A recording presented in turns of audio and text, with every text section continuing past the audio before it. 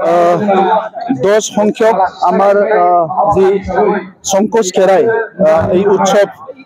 মুকলি সভাত মই এটেণ্ড হৈছো আৰু আগতো আহিছিলো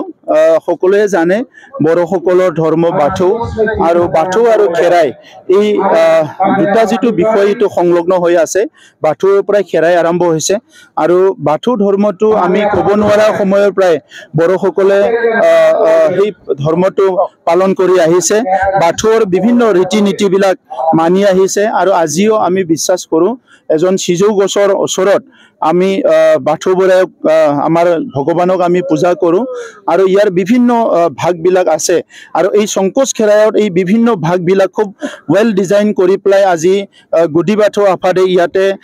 যোৱা 10টা বছৰ উদযাপন কৰি আছে এই বছৰ তেখেতসকলৰ এই উদযাপনত অংশগ্ৰহণ কৰি যেহেতু আমাৰ ট্ৰেডিশ্যন আমাৰ কালচাৰ সব ইয়াৰ লগত সংলগ্ন হৈ আছে মই 3 কোটি টকা ঘোষণা কৰিছোঁ বিটিআৰ চৰকাৰৰ পৰা যাহাতে এই খেৰাইচালি এই সংকোচ খেৰাইচালিটো আমাৰ য'ত বাথৌ ধৰ্মৰ ইয়াত বিভিন্ন পূজাৰ বিভিন্ন আমাৰ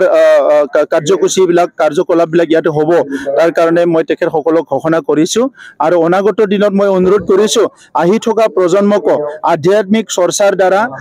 আমাৰ স্পিৰিচুৱেল যিটো প্ৰেক্টিছ ইয়াৰ দ্বাৰা যাহাতে এটা সঠিক পথত আগুৱাই নিব পাৰে এই দিশত তেখেতসকলক মই গুৰুত্ব দিবলৈ অনুৰোধ কৰিছোঁ কাৰণ আহি থকা সময়ত আমাৰ যুৱ প্ৰজন্মৰ কাৰণে এটা প্ৰত্যাহ্বান আছে যে বিভিন্ন পৰিৱেশ ড্ৰাগছৰ পৰা লৈ মদৰ পৰা লৈ বিভিন্ন পৰিৱেশবিলাক কেতিয়াবা আমাৰ যুৱসকলক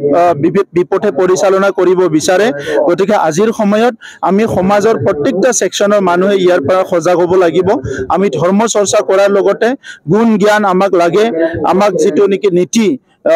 নীতি নিৰ্ধাৰণ কৰা বা আমাৰ নৈতিক দিকবিলাক শক্তিশালী কৰাৰ কাৰণে আমাক লাগে আৰু সেই কাৰণে সেই প্ৰেক্টিছবিলাক যাহাতে কৰিব পাৰে এইটোৱে মই অনুৰোধ কৰিছোঁ থ্যাংক ইউ